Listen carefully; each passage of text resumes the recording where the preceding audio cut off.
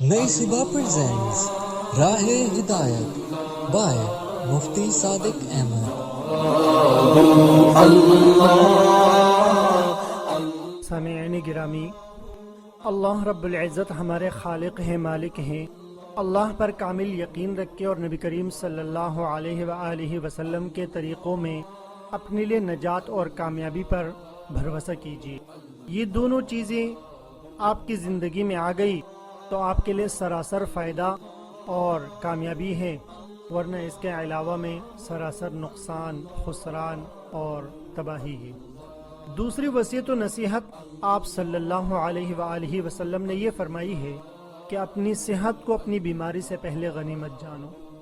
آج صحت و تندرستی ہیں، ممکن ہے کل آدمی بیمار ہو جائے، اور ممکن ہے یہ بیماری وقتی اور عارضی ہو، آدمی کو جلدی شفا مل جائے، یا یہ بیماری طول پکڑ جائے اور آدمی دائم المریض ہو جائے اور ہمیشہ کے لیے بیمار رہے، اور یہ بھی ممکن ہے کہ یہ بیماری انسان کو قبر میں پہنچا دے۔ اس لیے اپنی صحت و عافیت کو غنیمت سمجھے اور اس کی حفاظت کیجیے۔ آپ کی جان آپ کے پاس اللہ کی امانت ہے، اس کی حفاظت کرنا بھی آپ کی ذمہ داری بنتی ہے۔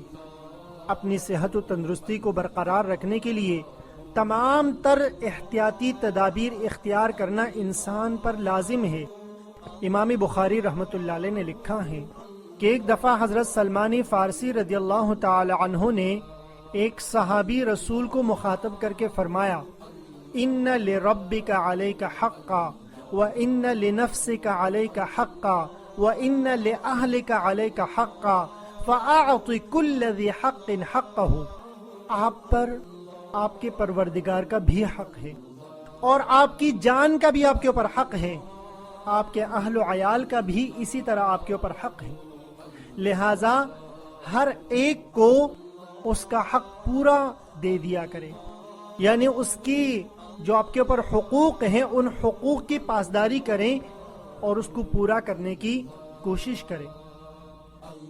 جب نبی کریم صلی اللہ علیہ وآلہ وسلم کے پاس یہ خبر پہنچی تو آپ صلی اللہ علیہ وآلہ وسلم نے فرمایا، سلمان نے سچ کہا۔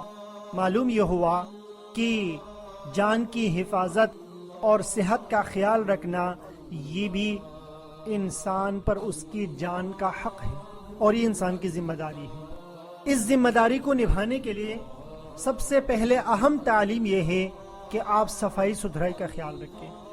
بدن کی صفائی، کپڑوں کی صفائی، اپنے ناخنوں کی صفائی، بالوں کی صفائی، اور خاص طور سے اپنے منہ کی صفائی کا زیادہ سے زیادہ خیال رکھیں۔ نبی کریم صلی اللہ علیہ وآلہ وسلم کے بارے میں حضرت عائشہ صدیقہ رضی اللہ تعالی عنہا سے پوچھا گیا کہ اماں یہ بتائیں کہ آپ صلی اللہ علیہ وآلہ وسلم کا سب سے زیادہ کون سا عمل آپ نے دیکھا ہے؟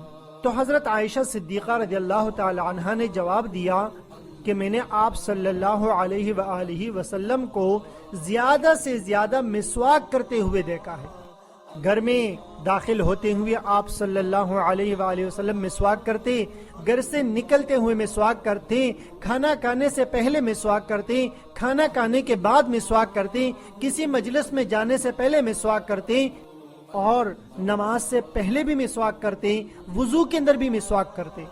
اس سے ہمیں یہی سبق ملتا ہے کہ نبی کریم صلی اللہ علیہ وآلہ وسلم نے ہمیں صفائی ستھرائی کی تلقین فرمائی، اور جتنی زیادہ صفائی کا اہتمام کریں گے تو یہی ایک احتیاطی تدبیر ہے کہ اللہ تبارک و تعالی ہمیں پریشانیوں سے، بیماریوں سے اور مصیبتوں سے اس کی برکت سے محفوظ فرمائے۔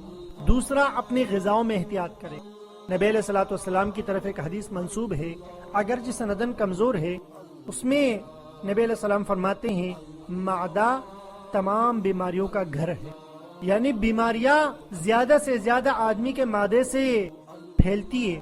چنانچہ آپ نے سنا ہوگا کہ نبی کریم صلی اللہ علیہ وآلہ وسلم کا عام معمول کیا تھا؟ پیٹ بھر کے کھانا نہیں کھاتے تھے، اور امت کو بھی تلقین کی ہے کہ پیٹ بھر کے کھانا مت کھائے، اس سے آپ کی بدہضمی کا اندیشہ نہیں ہوگا۔ اور آج کل تو ویسے بھی ہمیں احتیاط کرنے کی ضرورت ہے، خصوصی طور پر ایسی مشروبات جو نزلہ، زکام یا گلے کے انفیکشن کا باعث بن سکتے ہوں ان سے ہم خصوصی طور پر پرہیز کریں، اور ایسی مرغن کھانے جو ہماری صحت کے اوپر اس کا اثر ہو ہم ان سے پرہیز کریں۔ سادہ کھانوں کو ہم اپنی غذا بنائیں، اپنی غذا کے اندر ہم سادہ کھانوں کا استعمال کریں۔ تیسری بات یہ ہے کہ ہم اپنی نیند کو بھی اعتدال میں رکھیں، نہ تو بالکل کم نیند کریں جس سے ہماری صحت خراب ہو جائے، اور نہ اتنی زیادہ نیند کریں جس سے ہمارے اوپر کاہلی اور سستی کا غلبہ ہو جائے۔ یہ تمام احتیاطی تدابیر ہے، ہم اپنی ظاہری صحت کو اس کے ذریعے سے مینٹین رکھ سکتے ہیں۔ جس طرح یہ ظاہری صحت ہمارے لیے ضروری ہے کہ ہم اس کی حفاظت کریں، تو ہماری روحانی صحت اور ہماری باطنی صحت اس کی حفاظت کرنا بھی ہمارے لیے ضروری ہے۔ اور ہماری باطن کو لگنے والی جو بیماریاں ہیں ان بیماریوں سے بھی ہم پرہیز کریں۔ وہ بیماریاں یہ ہیں کہ ہم حسد سے دور رہیں جو ہمارے دلوں کو جلاتے رہے، کہ ہم اگر کسی کے پاس بھی کوئی نعمت دیکھیں تو اس نعمت کے اوپر ہم جلتے رہے، یہ بہت بڑی بیماری ہے۔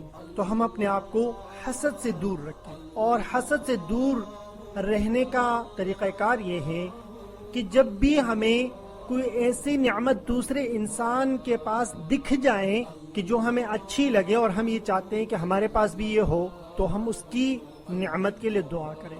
ایک تو ہم اس کے ذریعے سے حسد کی بیماری سے محفوظ ہو جائیں گے، اور دوسری بات یہ کہ اللہ تبارک و تعالی ہمیں وہ نعمت بھی عطا فرما دیں گے، کیونکہ اگر ہم ان کی نعمت کی ترقی کے لیے دعا کرتے ہیں تو وہ دعا ہمارے حق میں بھی قبول ہوگی۔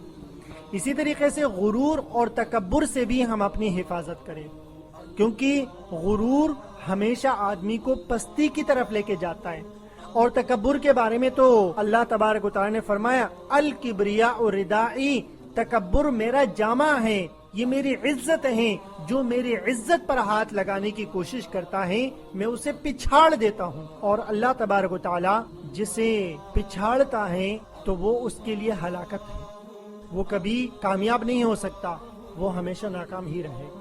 اس لیے نبی علیہ الصلوۃ والسلام نے فرمایا کہ اپنی صحت کو، وہ بھلے ظاہری صحت ہو یا باطنی صحت ہو، اس کو بیماری سے پہلے غنیمت جانو۔